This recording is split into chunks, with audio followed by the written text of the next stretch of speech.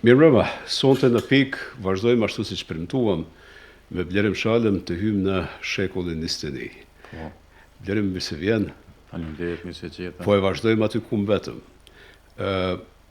Hymë në shekullin 21, do më thonë, hymë në qlerim, fakt se jo në shekullin 21, po qlerimi na e hap kështu shekullin, por para se të mërim të shekullin 21, janë dy ngjarje të cilat përputhen me një vit diferencë. Dikun nga 16 apo 17 korriku, 15-16, nuk e di saktësisht datën, të vitit 1998, kemi qenë në Rahovec me ambasadorin Hill, patëm hy nga Malishev kemi pa se si po digjeshin dyqanet e shtëpit, se si policia serbe vidhte televizor e gjana tjera orendi. Malisheva ishte pothuajse e braktisun në tërësi. Hymë në Rahovec, Rahoveci ishte gati i një shkreti, kishte hy policia serbe në kundërofanziv, kishte vra njerëzit ishin mbyllë në përpodrume, unë ti shetitëm pak në përqytet një gru, e afër në motra më duket e Nazmiut që tërë në statë, lutem lajmërej Nazmiut se jemi gjallë, s'punim me komuniku edhe dhe të vinë të nënzerin, disi. Ishte një ndjenje e jashtëzakonshme e përjetimit të luftës në vitin 1998.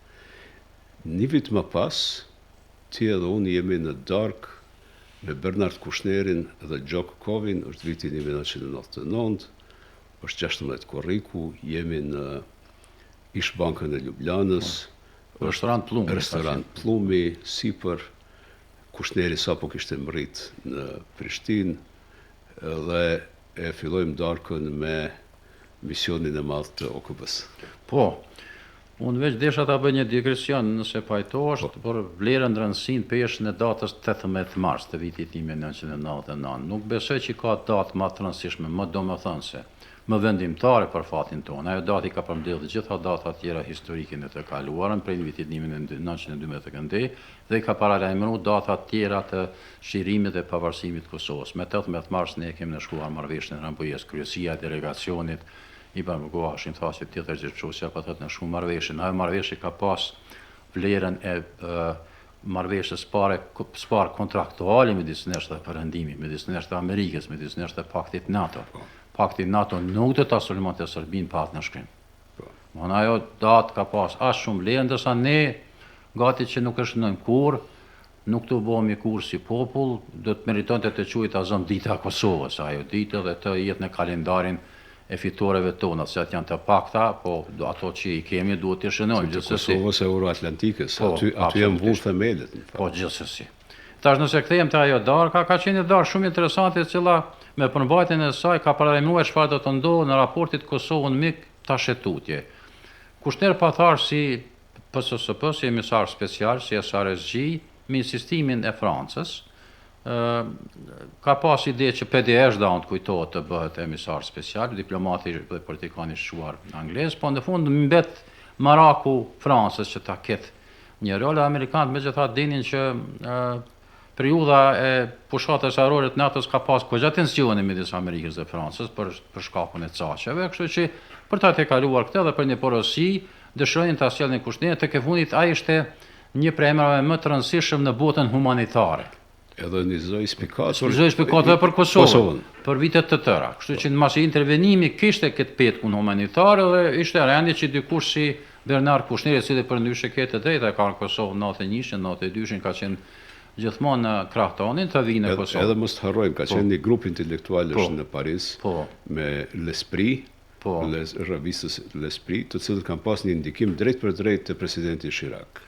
Po që intelektualët në Francë tutje kanë një vlerë shumë atë madhe si gjithkund në botë. Ta zamë edhe unë di që unë po ta bëj intervista me gjithë intelektualët e shquar me Pascal Brücknerin, Alen Finkielkrautin, Alen Glucksmannin, Edgar Morenin, edhe të gjithë e përkënanin Kosovën. Gjithë kishin fjalë të mira për Kosovën. Po tash nëse kthehem te darka, ajo darkë filloi me një insistim të Kushnerit që disi ta shoqërizoj mandatin e tij në Kosovë, se ishte ideja ati që keni prezident, keni qeveri, keni kuvend, që do të keni struktura, ne ja kthym që ti je guvernatori i Kosovës, populli, shqiptarët e Kosovës, populli i Kosovës pret për te që ti ta udhëheqësh Kosovën. Kosova nuk ka struktura të mirëfillta, ato kanë qenë struktura efektive për ta shfaqur rezistencën ndaj Serbisë, por jo për të organizuar jetën shoqërore. Ne s'kemi pas zgjedhje të lira të mirëfillta kurrë. Po ai shtyje me ne edhe një moment duke i bërë ato gestikulimet e derdhi vend. Edhe tash këtë rrëfimi nisi për punën e venës edhe problemet që mund të lindjen në raportet me Kosovë. Pak më vonë fillojnë të digjen në shtëpi në mahallën e Ramit, që ishte përballë, ne mund ta shitin me vërtet Kushneri dhe Kovi ishin ata, ne ishim këndedha, ata e panë që po digje shtëpia, tash Kushneri filloi u bezdis, e kuptoi që diçka s'është në rregull, dhe filloi me marr telefonin edhe e la darkën, nuk e përfundum darkën, edhe po qëndrimi jon ishte ky që UNMIK është zoti i shtëpisë të Kosovë, por është përgjegjës për siguri dhe ju duhet ta udhëheqni këtë vend drejt demokratizimit. Në fakt aty, në atë moment, se mbaj mend shumë mirë këtë bisedë, thot Kushneri çka po digjet atje.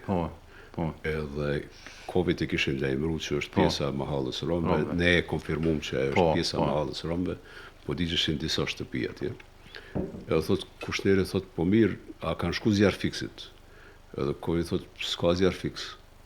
S'ka Kosova zjarr fiks. Thot po mirë, a ka kvori zjarr fiks? Ata kishin nisit zjarr fiks. Gjeksoni tha kam një nisit edhe ka dërgu ai nisiti, shkon të herë këtu, herë aty, herë. Për krejt Kosovën ishte nisit zjarr fiks.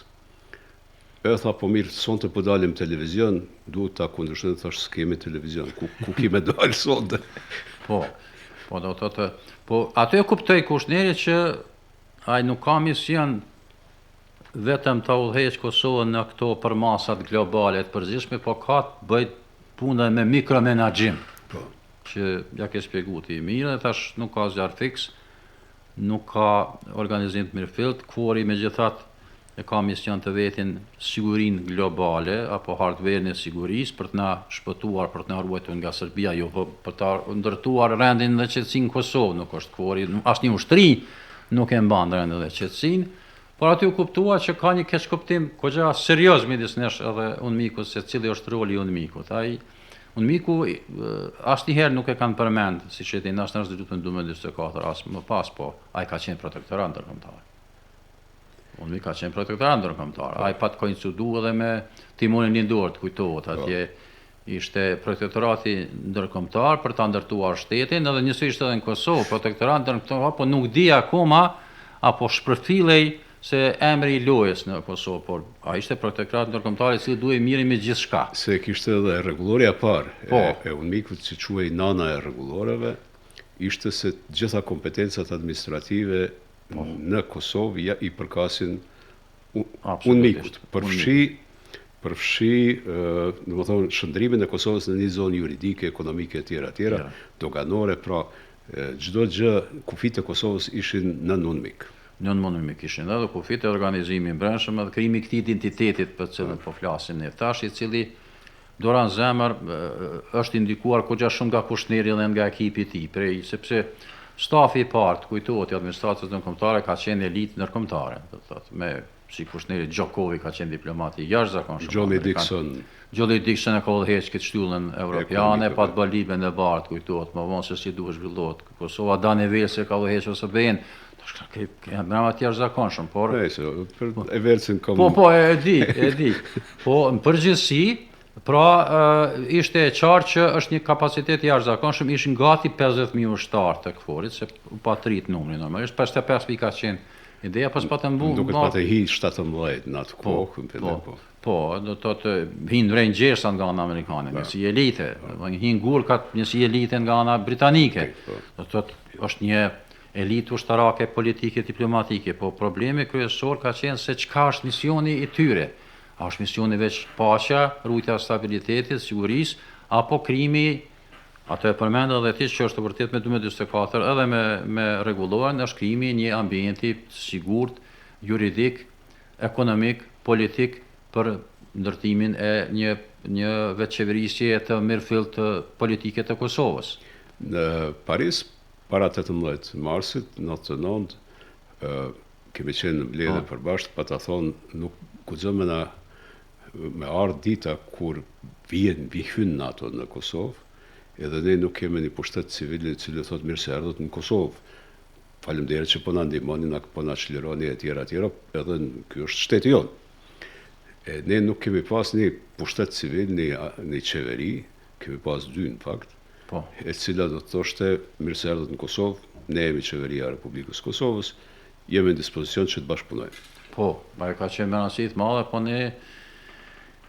ne mendonim që UNMIK do të kryejmë punë për ne, gjitha. UNMIK mendonte që ne jemi aq të pjekur politikisht si popull, si elitë politike që do të kontribuojmë në krijimin e këtij ambienti, sidomos në raportin me komunitetin serb, se gjithmonë edhe atëherë dhe më vonë siç e dim në bisedën e mëpasme vjen, tema kryesore ka qenë trajtimi i minoriteteve të tjera përfshirë ose sidomos minoritetin serb.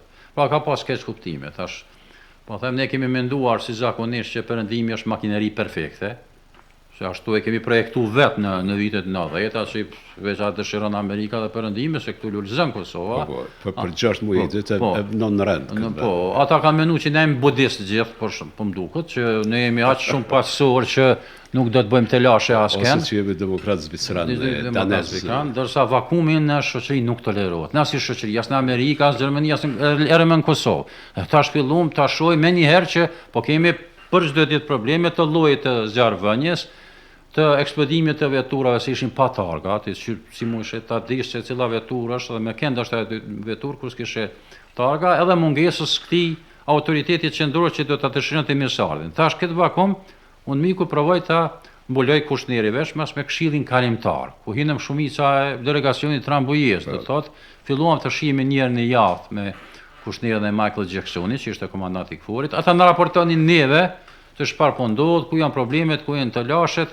Kishte pak kënaqësi enorme Duran Zemra atëherë me zhvillimet në Kosovë, në Kosovën e pasqyrimit, sepse ishte rëmuj, ishte kaos në të gjitha anët e Kosovës, do thotë nuk u zhvilloheshin gjëra që kemi dëshiruar apo supozuar. Ne pat nga, po them, zhvillimet më të mundimshme, më të rënda, më të këqija, dhe aty filloi me atë Këshillin Kalimtar, pastaj kuptuan që duhet më njëherë që të fillojnë të ndërtojnë policinë e Kosovës, kjo nisi në vjeshtën e 99-s, pastaj u instalua marka gjermane si valutë valutë kryesore në Kosovë. Pastaj filluan edhe t'i dhanë edhe targat e vetura. Pra, filloi me funksionu dogana filloi, administratat tatimore, se ne patëm thënë kushtnerit Kosova është një rajon ku ka funksionuar rendi dhe ligji ai që ka qenë në kohën e komunizmit deri te 89. Domthonë ne kemi paguar tatime, kemi paguar rrym, kemi paguar sa mendonte që ne jemi si një shembull tjetër i shteteve postkomuniste ku s'ka funksionuar asgjë. Te ne kanë funksionuar gjërat, ne i tham që shiko, mundesh me fillu ti ka ekzistuar kulturë shtetërore. Kulturë shtetërore. Absolutisht ka ekzistuar kulturë shtetërore, po ai i kishte ato dilemat e veta, ashtu siç ka qenë, një burr i jashtëzakonshëm, po totalisht i pa organizuar, do thotë. Ka qenë mire Nadia Younes ka qenë shef e kabinetit kushtnerit, edhe ajo ndihmoi ke shumë, kanë qenë këta 3 këshilltarë, Jan Kikerti, Aksel Dikmani edhe ky Aleksandri Janisi, greku, kanë qenë të jashtëzakonshëm, po kushtneri shumë shpejt e kuptoi një fenomen që na e kanë ndarë me mua me ty, besa ka pak publik që po vrapon gjithë ditën në fund po shet që s'ka po gjë. Edhe ka qenë vështirë me organizu njëkohësisht edhe UNMIK-un edhe me u përpjek me organizu Kosovën. Absolutisht. Po se UNMIK-u ka qenë një strukturë kësisht e re. Më kujtohet disa herë, edhe ty me Syrita ka thënë Jim O'Brien, që na kanë marrë në qafë që kanë shti administratën OKB-s, që nuk është e ndershme prej nesh tek pra Amerikës çka ka bën me ju, se ju ka qiru NATO dhe Amerika, tash ktheni fitore brutale, ushtarake dhe politike, shkon ja japa durat OKB-s, e cila si e tillë, megjithëse krahasuar me këtë OKB-n e sotme ka qenë lulje dritë them hapur, po prap nuk ka qenë e gatshme të organizohet si duhet. Sa është përgjegjësia jonë aty? Po përgjithësi e madhe, ne edhe e përmenda atje edhe në Paris, do thotë mendimi jonë ndalej në momentin e fillimit të fushatës NATO-s. Ne mendonim që gjithçka do të përfundojë aty. Ne mendonim për më shumë, pashtu ishte një mendim bizotrues tek ne që në momentin e shërimit ne bëhemi shtet i pavarur. Siç pa të menduar më herët që në momentin e shpalljes së Republikës ti bësh republikë. Këto procese të ndërlidhura gjithsesi, po janë shkojnë hap pas hapi. Shërimi ishte vendimtar. që Kosova të mrit të shteti, po ka mrit tek pas 9 vjetëve të shteti, do dash me ndërtu demokracinë, do dash me bind vetveten edhe perëndimin që ti je në gjendje të organizosh një shoqëri që duhet. E tham pak më herët, LDK-ja, lëvizja gjithë popullore për krijimin e shtetit, strukturat paralele që i bënëm, sistemi paralel, si në arsim shëndetësi, kanë qenë tepër të mirë sa i përket rezistencës ndaj Serbisë, po jo të organizohet shoqëria e Kosovës pas luftës. Do të thotë, ky ka qenë një virtyt i Kosovës vitet 90, po jo virtyt pas luftës. U bë ves, u kuptu që ne shëndetësinë e kemi improvizu 10 vjetë, që arsimi më aty edhe më keq që kemi improvizu 10 vjetë, sepse s'kemi mujtë më mirë, nuk mund të afajsojmë vetë vetën. E të mos flas për konceptin e politikës. Politika të ne ka qenë absolutisht uzurpuar me pavarësinë e Kosovës, jo me demokracinë e Kosovës, do thotë. Ne hymë në çlirim me disa procese negative të cilat në mënyrë të shpejtë, gati si zjarr e marrin vendin. Procesi i parë negativ është fërkimi mes LDK-s, gjithsesi mes Rrugovës dhe krahut luftës, gjë që ne përpoqëm të krijonim një lloj konsenzusi atje në Rambouillet në Paris, por Rrugova mbeti në Rom, po. Dhe u desh që të shkoj Kushneri ta merr Rrugovën me avion dhe ta sjell në Prishtinë dhe të garantoj sigurinë e tij. Ky ishte procesi i parë, hyni një frikë e këtyre fërkimeve, posaçërisht me vrasjen e disa prej aktivistëve të LDK-s në atë kohë, Ismet Raci, më duket, në Klinë, dhe disa njerëz tjerë. Procesi i dytë është ky i dhunës në një mungesë totale të institucioneve të sigurisë. Do të thonë, prej 14 qershorit vitit 1999 deri në 30 dhjetor të vitit 2000, sipas qendrës për të drejtën humanitare të Natasha Kandiçit, janë vrarë diku 1200, vrarë e zhdukun 1275 person, serb 700 e kusur, po shqiptar një numër shumë i madh, bosnjak, rom e të tjerë. I bie që mesatarisht janë vrarë 2 pikë diçka person në ditë në Kosovë në atë periudhë. Kjo është ndoshta periudha më e tmerrshme në të cilën ne nga një anë hymë në liri, por nga ana tjetër hymë në një ndrydhje si shoqëri. Po liria pa rend është kaos, është anarki, është definicion politik edhe i qëndrueshëm, do të thotë. Nuk mund është ta trajtosh lirinë si një mjet të realizimit të qëllimeve tua, qoftë individuale, personale, meskine apo politike. Dhe po them këtu ishte ai produkt institucioneve i rregullit i rendit. Edhe shërimi nuk është identik me lirinë. Shërimi u bë në raportin Kosovë-Serbi. Tash liria kishte të bënë raportet e qytetarëve me vetveten, e popullit të Kosovës me vetveten, me të gjithë, pa marrë parasysh se çfarë përkatësi etnike kanë. Është vërtet që ky keq kuptim pati pasojat tragjike dhe dramatike në Kosovën e pas luftës, me këtë rëmujën që u shndrua në një agjencë të dobësimit të pozicionit të Kosovës ndërkombëtar, sepse Kosova është rrëfimi numër 1 në botë në vitin 99, mos harrojmë, nuk është rrëfim tjetër. Rrëfimi më i suksesshëm që doli që është rrëfimi më i suksesshëm. Çlirimi i Kosovës ka qenë kulmi i liberalizmit demokratik, domethënë kulmi fitues konceptit të liberalizmit. Ka qenë pika më e lartë dhe asnjëherë më nuk është përsëritur ajo. Asnjëherë nuk është përsëritur. Po me njëherë edhe në perëndim edhe ndër ne filluam të trajtojmë këtë situatën pas shirimit në mënyra të ndryshme, sëse si pas kutit vetë. Unë e di që në perëndim, me dinë dhe të fare mirë, ka pas të ashtu quajtura teoria për qëndrimi revizioniste. Nuk është përqyer shumë intervenimi ushtarak i Amerikës dhe i NATO-s, sidomos në Francë, ka pas mirë thanë, kjo është punë që është dashur më bëj, që është kry, po më kështu diçka s'mund të bëjmë. Kurkund. Do të thotë Kosova është rasti i parë dhe rasti i fundit ku ka ndodhur një mrekulli e tillë. Sui generis. Po sui generis. Absolutisht çu do të definohet më vonë shteti i Kosovës. Po pastaj filluan të mendojnë çka më bë, tash mirë, po duhet me ndërtu institucionet, demokracinë, duhet me fuqizu rendin e ligjit në Kosovë, po cili është emri i kësaj loje. Tash në Amerikë e di që ambasadori Holbrooke po ata pa me në gusht të vitit 99 ishte i thashë që Kosova të bëhet shtet i pavarur sa më parë. Po një porosi tjetër shumë interesante, e cila po koincidon me këtë trajtimit që pja bëjmë kësaj situatës në Kosovë pas lufte ishte qëndrimi i Hotbrukut mos harani që ju për herë të parë do ta udhëheqni me vetveten. Kur në historitë ju s'keni udhëheq me vetveten. Mirë, ka qenë periudha 79, 81, 89, po jo në përmasa çfarë mund të ofrohet tash. Tash këtë fati ishte në duar tona. Këtë do të na thotë ma vonë ndoshta trajtojmë në atë drekën me ty në Hotbruk dhe Kushneri kur edhe në 2003 mos kcej tash, po do të ishin të njëjtat porositë, të njëjtat mesazhe. Tash ju jeni bartës proceseve, ju duhet të zgjidhni problemet. Ju duhet të na impononi si faktori i cili dihet çka kërkon. Po pas Hotbrukut shumica e tjerë edhe në Amerikë kanë qenë që mos ngutemi. Të shohim çka po ndodh.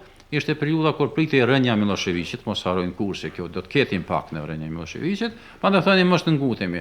Por kjo pastaj do të mrihet me civilin trajtimin në tragjedin e 2004, do të paguaj tagin e vet. Kjo mungesa një ide se çka të bëhet me Kosovën, apo ku është cili është drejtimi i këtij procesi, do ta ketë tagin e vet. Komisioneri i parë i policisë ka qenë një danez, më duket Frederiksen, më duket e ka pasur emrin. Edhe ai vjen zyre se pinim të dy lull edhe a ishte merakli duanit edhe masjelni e paqim beta pa duan lull edhe hymë në bisedë të gjatë rreth sigurisë dhe pyetja ime, kjo ishte dikun fillimi i vjeshtës i vitit 99, ai thot ta dish ti, unë nuk kam strukturët policore të gatshme deri në vitin 2001. Do të thonë, me këtë formë të rekrutimit, mos harroni 20% të rekrutuarve polic nga Kombet e Bashkuara ktheheshin atko jo pse s'kishin leje vozitje, jo disa pse ishin zdinin me gjujt, me revolë, disa pse ishin trash, do të thonë mbi pesh, 20% të tyre. Edhe Frederiksen thotë, unë deri në vitin 2001 nuk mund ta mbri nivelin e policisë. Thash po mirë, ne kemi policë. Kemi pas policë, kemi pas sindikatën. 3500 policë kemi pas aktiv dhe në 90. Policë, do të thonë, hajde ti s'mundesh me rekrutu shumë policë për shumë veprime, po policë trafiku mundesh me rekrutu. Edhe atëherë fillon bisedat mes ti quajmë strukturave të UÇK-s dhe strukturave ose qeverisë përkohshme dhe strukturave të qeverisë Bukoshit për rekrutimin e policëve spaku të trafikut. As aty nuk arrit pajtimi.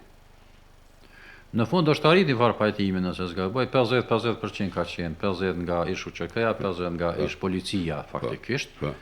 Po ishte një dinamike e tmerrshme, ishte mos përputhje midis dinamikës realitetit dhe dinamikës të krimit të institucioneve. Domethënë ishte një vakum i cili është shumë i rrezikshëm për të gjithë ne.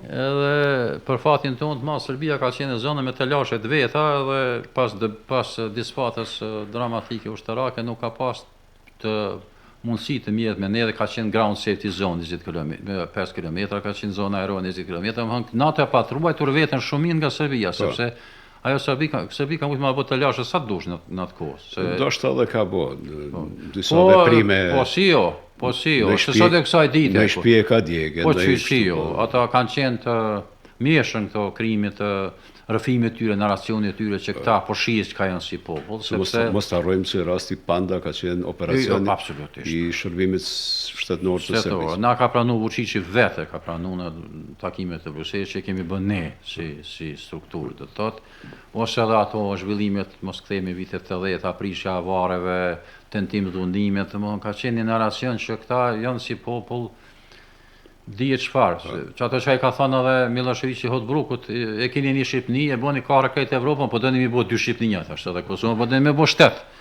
Do ka qenë një narracion racist i Miloševićit ndaj nesh.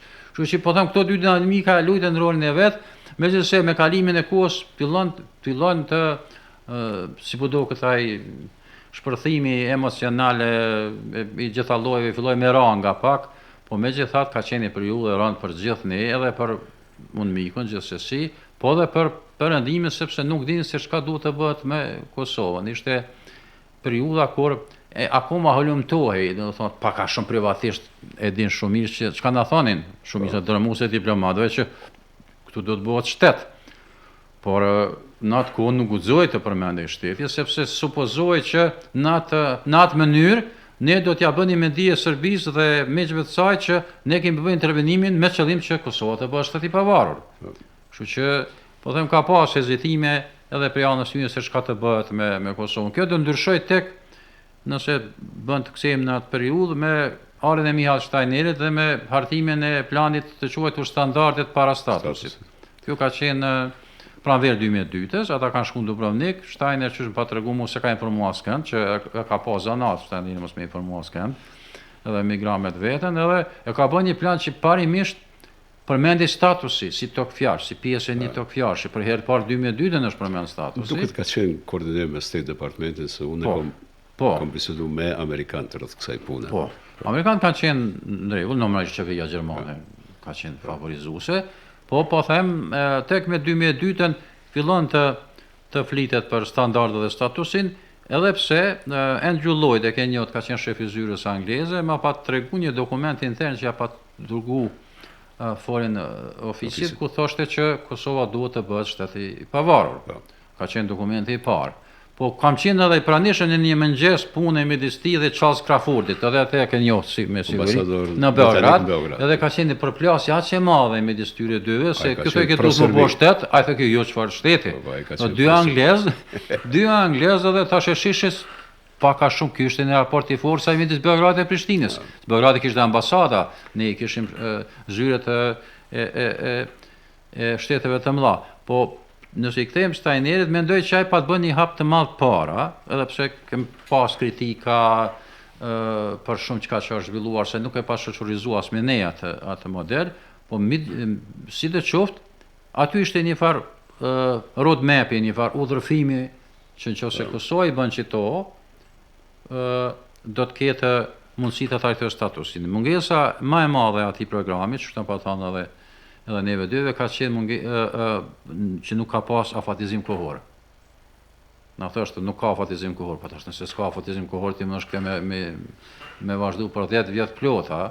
Kështu që aty njëri prej problemeve të mëdha edhe këto përmblidhen në fund të nëntorit vitit 1999, në fund të nëntorit vitit, domethënë me ditën e flamurit vitit 1999 ndodh një vrasje e tmerrshme e një familje serbe, të cilët një inxhinier i Rami Sadikut, gruaja e tij edhe dikush në vetur duke ikë kënej nga bulevardi i sotëm Clinton, rrethohen dhe briten me fishek zjarre në gojë nga një grup trish, një grup prej disa mijë trish shqiptar.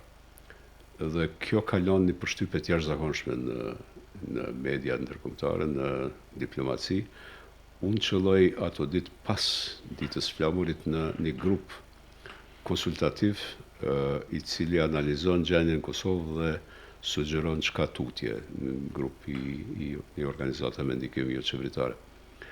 Dhe ndërta ishte edhe Jim Hoagland, ka qenë redaktor i opinioneve i njoftur i Washington Postit, edhe e shkruan një artikull, edhe citon se gjëja më e keqe që mund të ndodhë Kosovës është që mos ta di rrugën përpara. Edhe më citon në dy vende, se unë them, ajo çka duhet bëjnë Kombet e Bashkuara është tregojnë se puna atyre është drejt pavarësisë së Kosovës. Do thonë ka vetëm një cak, nuk mund të ketë disa caqe, edhe për ta bërë atë duhet forcimi institucional, se përndryshe do të vendnumëroj. Pas shumë vjetësh, tash ka dalë nga arkiva Bejtullah Destani, i cili ka qenë, i cili është jashtëzakonisht i vyshëm në këto punë në arkivat britanike, amerikane e tjera, kishte gjetë te arkiva e presidentit Clinton, ku presidenti Clinton e lexon artikullin edhe shënon për administratën, thotë të shikohet kjo punë. Atëherë në atë moment, pse Clintoni kishte, domethënë ishte në fund të mandatit të vet, fillon në fakt analiza në Amerikë, i cili ka qenë i vetmi vend i cili ka dashur të projektojë ardhmërinë në atë moment, domethënë e ka pa qartë se nuk guxon kjo të mbetet kështu.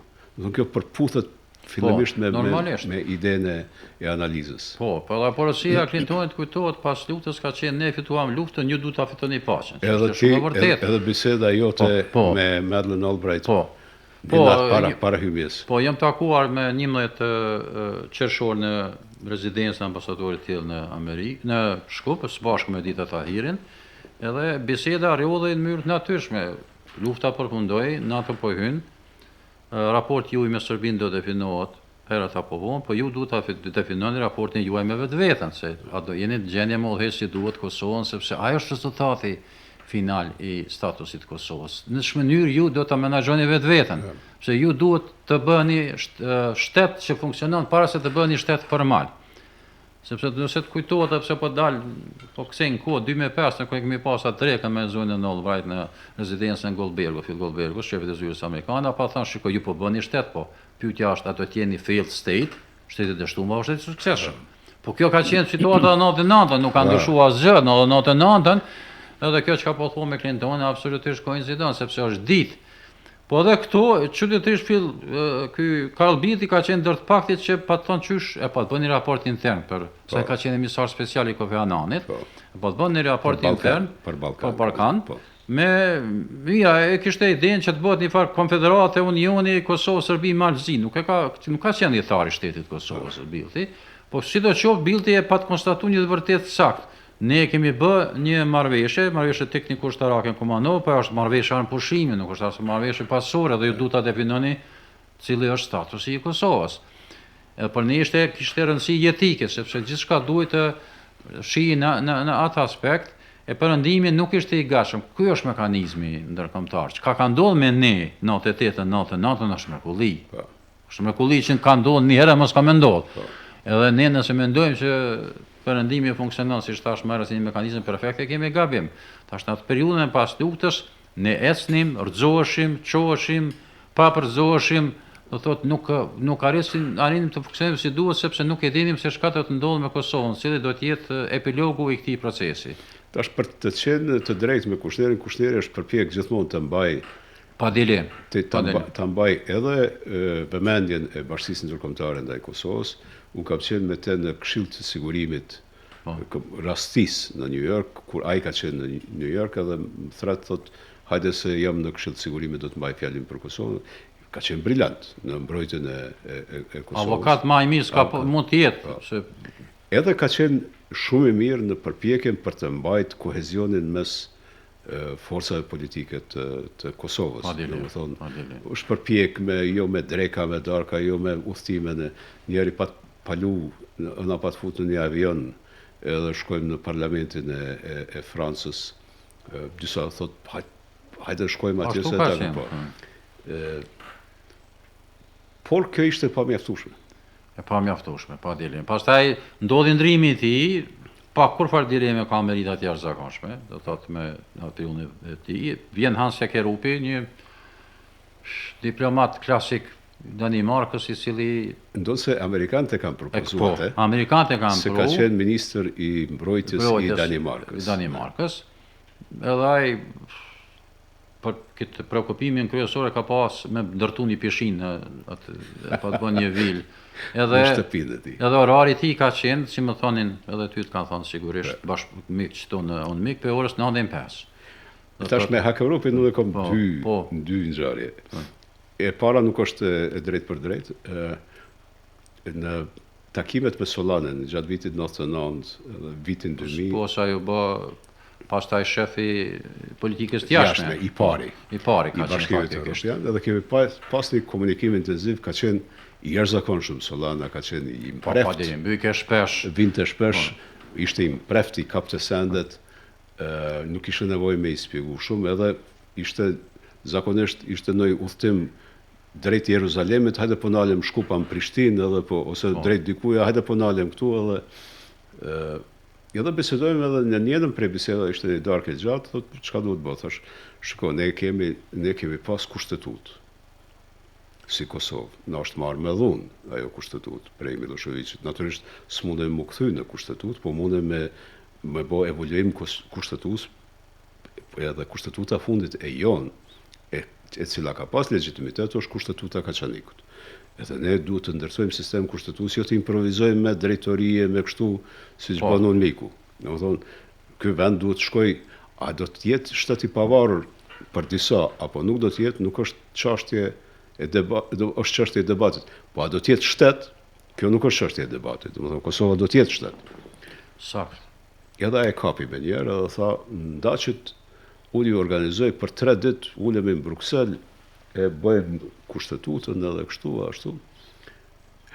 Edhe kjo punë u harru, sepse ai ishte kështu në lëvizje. Ka qenë vrull, vazhdimisht. Vrull. Vazhdimisht. Por iniciativa mandej vazhdoi te Hakerupi. Te Hakerupi. Po një moment që ka qenë edhe simbolik edhe shumë domethënës, dita e zgjedhjeve të para lokale në Kosovë 2000-ën. Kushneri, Kfori, Miku, kujtohet, na theshin, kanë qenë një farë alarmi përgjithshëm, këtu do të ketë vrasje, këtu do të jetë gjakderdhje, do të ketë hallakam, ishte dita më e qetë në historinë e Kosovës pas luftës.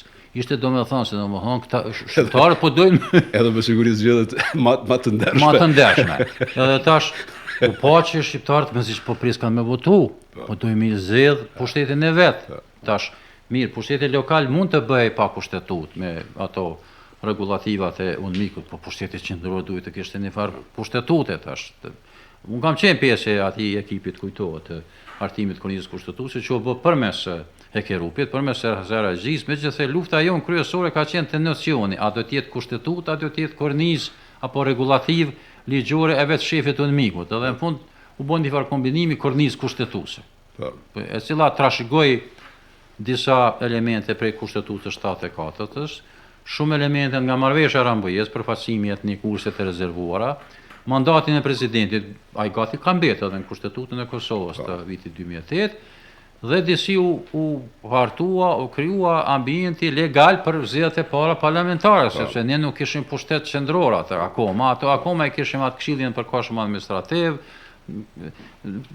ishin thjesht improvizime ligjore dhe politike, kështu që u krijua ambienti për të mbajtur zgjedhjet e para parlamentare që u mbajtën në vitin 2001, në nëntor të vitit 2001. Falë kësaj nismës Solanës edhe të Hakerupit. Aty ju pata kritiku publikisht ty edhe Blerim Brekët. Po, se na kem qenë përfaqësues të shoqërisë civile. Po. E mandej edhe me Fatmir Sediun pata bisedu, thash si është e mundur që keni ngushtu kaq kompetencat e tha s'na ka pyet. Në fund s'na ka pyet Hakerupi. Është pjesë e një administrimi gati mbretëror. Mbretëror. Kanë qenë 3 zona aty, ndoshta mos më zgjat, po zona e zezë, zona e bardhë dhe zona e hertë e kompetencave. Zona e bardhë dihet që do të takojnë neve. Po. Lufta ka qenë për zonën e hertë. Po. Që do të përdoret, se zona e zezë Hakerupi do të krijojnë kompetencat e mia ekzekutive, edhe nuk e kam ndërmend mi nda me ju. Ky ka qenë luftë e vazhdueshme, të kujtohet në vite më pasme. Deri te Sempesesheni, kur vjen më vonë që bisedoj, më ai mundohet të barë sa më shumë kompetencat e Kosovës, sepse thjesht ishte një situatë e çuditshme edhe pse nuk ishte protektorat ndërkombëtar, edhe pse ky nuk ishte përfaqësues i lartë si në Bosnjë Hercegovinë. Edhe pse ky kur nuk ka shpall, asnjëri pjesë e Argjikës ka shpallor policore kur në Kosovë, do thotë kanë provuar të jenë sa më afër nesh, po në përgjithësi ishte një dokument i cili mundësonte mbajtjen e zgjedhjeve të përgjithshme, as më pak as më shumë. Dhe ishte dokument kalimtar, mos harrojmë. Domethënë ka pas keq kuptime në opinionin tonë, ky është dokumenti i statusit të Kosovës. Kishte të bëjë fare me statusin e Kosovës, ai kishte të bëjë me statusin e pushtetit të Kosovës. Çfarë institucione do të ndërtojmë? Do ta kemi kuvendin, do ta kemi qeverinë, do ta kemi presidentin. Po gjithë ishin me karakter simbolik. Se çdo vendim të kuvendit mund të anulonte SRZ. Edhe plus ishte në bashkësheverisje. Bashkësheverisje, po. Po, do të ishte periudhë thjesht më shumë përgatitje terreni për një pushtet mirëfillt se sa pushteti mirëfillt. Mirë, megjithatë hym në vitin 2001 me këto zgjedhje, ndërkohë që ne në Rambuje patëm llogarit që 3 vjet mbas. Po, do të thotë mas nënshkrimit të marrëveshjes ne do të përcaktonim ose do të përcaktojmë mekanizmin me të cilën do të përcaktohet statusi. Përfshi edhe referendumin. Përfshi shprehjen e vullnetit të popullit, po.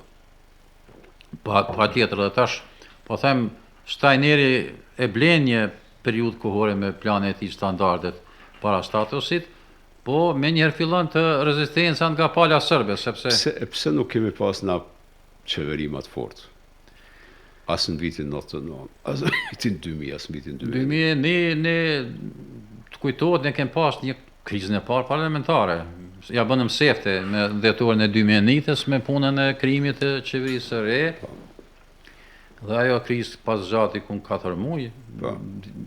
Tek kur patar Mihajl Steineri u pat adresu duke i përfshi tri subjektet ekzistues atëherë PTK, LDK, një qeveri të përbashkët me Bayram Xhepin si kryeministri i Kosovës, i cili ishte nga UÇK, po nuk ishte nga leadershipi i UÇK-s, do të thotë ishte periudhë e kombinimeve të nduarta politike për ta krijuar një farë stabiliteti politik në Kosovë. Do të nuk ka pas ide që të ketë qeveri funksionale, të jemi të hapur. Shtytsi i parë ka qenë që mos lejohet Hashimin të jetë kryeministër. Po, ka qenë modeli që askush nga leadershipi i UÇK-s, do thotë të mos jetë në krye të qeverisë Kosovës, po nga ana tjetër dije që LDK-ja e mori kryetarin e kuvendit do ta merrte presidentin, sepse Rugova pretendonte me të drejtë në ato rrethana gjithsesi të bëhej president dhe ishte posti i tretë i cili nuk mund ta merrte LDK-ja, tash duhet i takonte partisë dytë, partia e dytë ishte PDK-ja dhe kjo ishte edhe atëherë filluan bisedimet.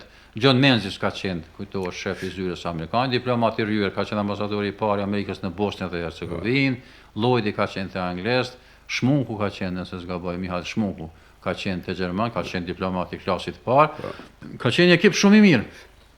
Do thot mirë, po thjesht o keq kuptimet midis partive politike për një pretendim i cili nuk qëndronte, sepse atëherë mendoi që kjo qeveri do të jetë në krye të Kosovës kur të bëhej shteti i Kosovës. Prandaj ishte mësymja që të bëhesh kryeministër apo të bëhesh qeveri, sepse këta do ta shpallin pavarësinë e Kosovës. Ato që thati më herët ishte një farë bindje e gabueshme që shumë shpejt do të vijë deri te pavarësia e Kosovës. Kjo një kusht e rendje sepse mos të harrojmë urzu Miloševići, erdhë Zoran Xhinxhiću po kryeministër i Serbisë, Vojislav Koštunica po kryeministër, presidenti i Jugosllavisë, dhe tash ishte periudha vlerjes kohës. Se ne ishim pa durim.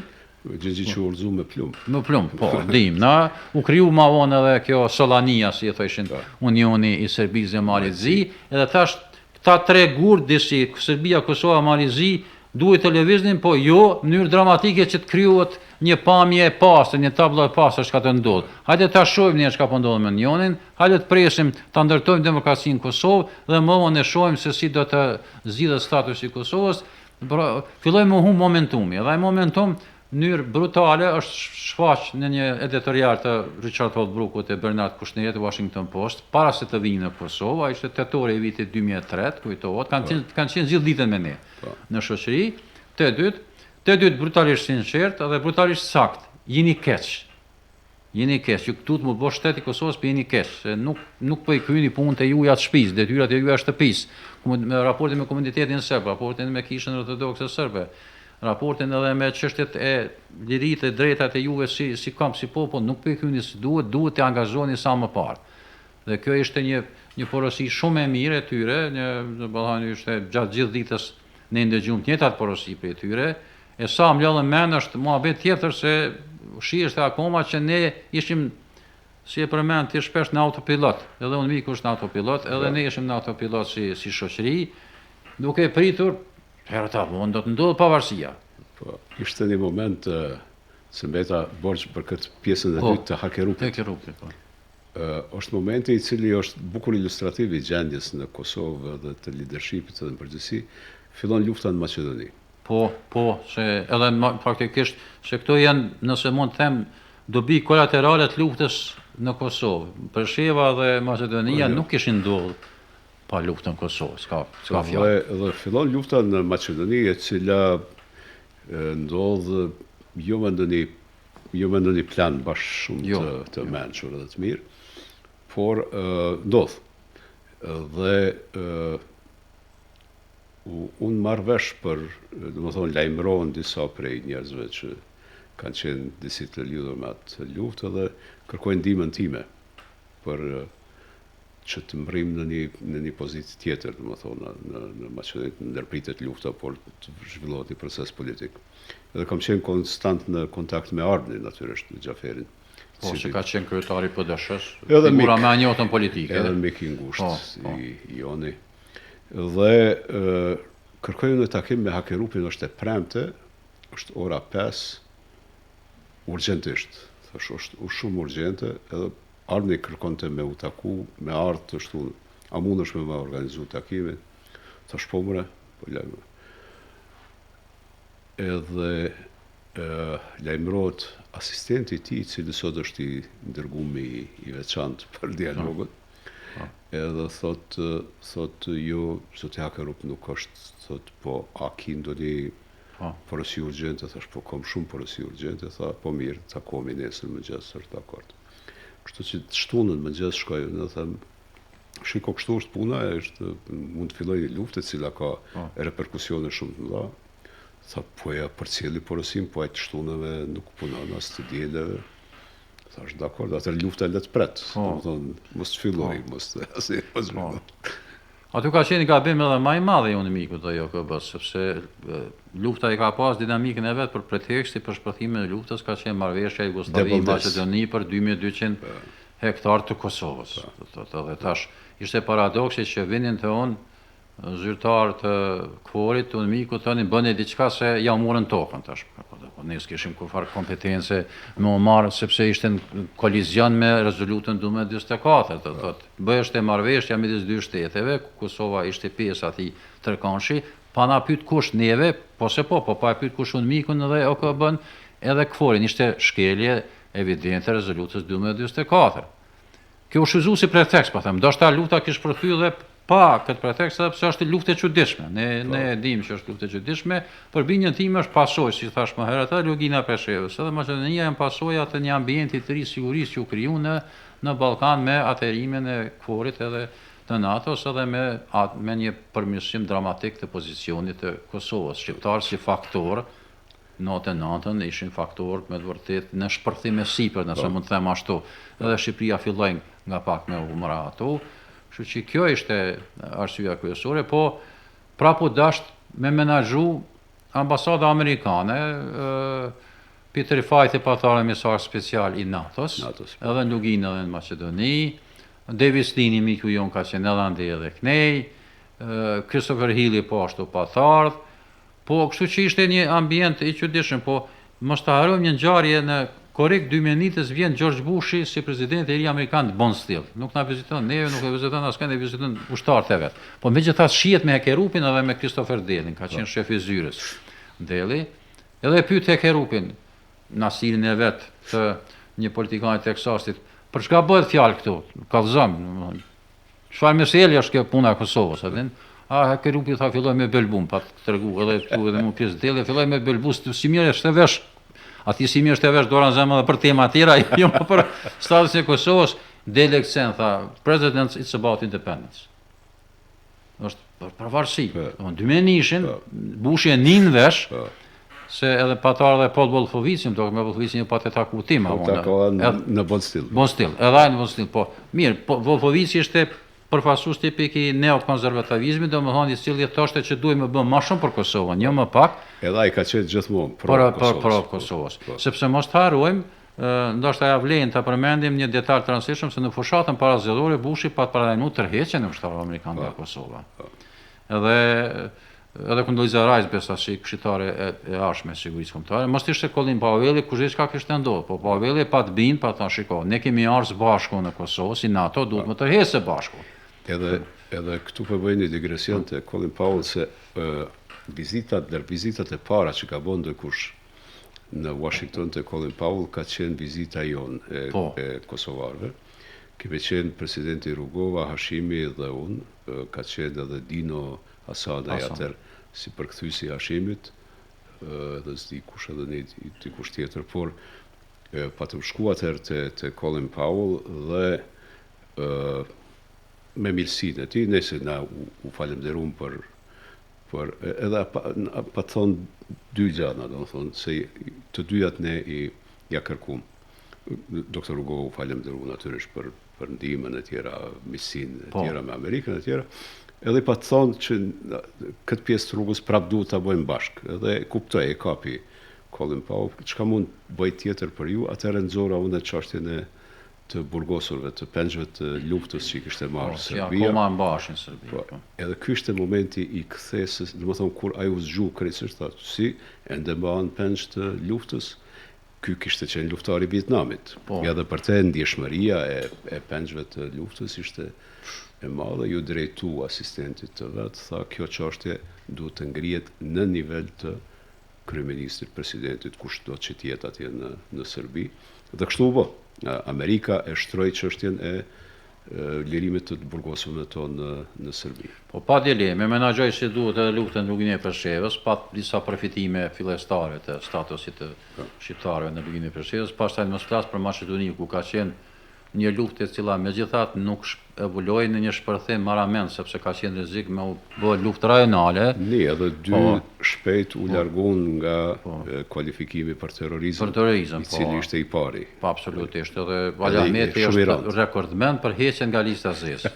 Besoj që nuk ka me pas politikanë i cili as shpejt është hequr nga lista zezë si Vali Ahmeti, për shkak të veprimeve të tij, sjelljes së tij me merit ekskluzive.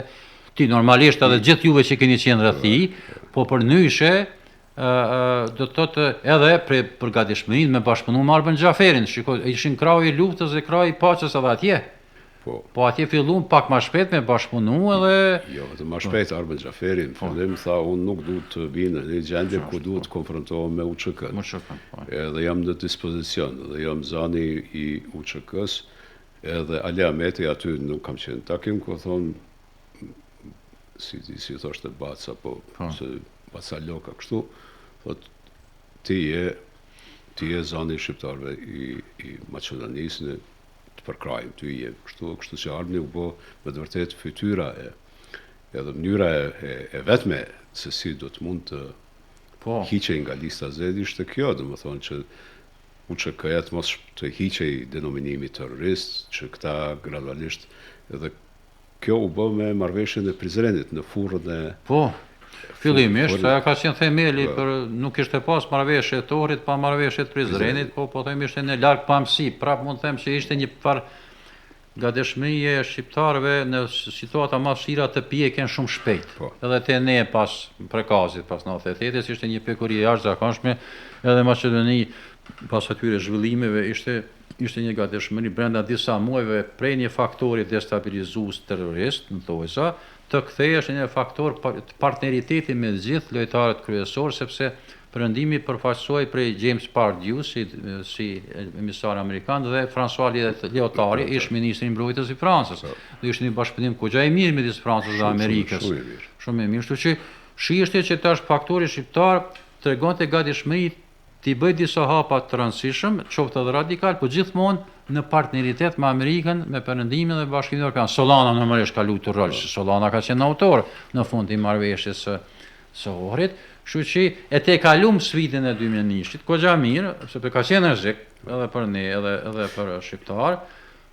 Po pastaj hynëm në atë periudhën e vendnumrimit se nuk dinim çka të bënim. I bënim zgjedhjet, e bënim një farë qeverie, po ajo qeveri pa themi ishte sa për syje faqe, nuk ishte sa për rikujtim, me qenë se u lidh me data, me 16 korrik të vitit 2001, Léotard edhe Pardew takom me ta në Shkup, edhe thonë u arrit kërkesa ju, sepse marrëveshja e Ohrit në mas të madhe është shkruar nga Paul Williams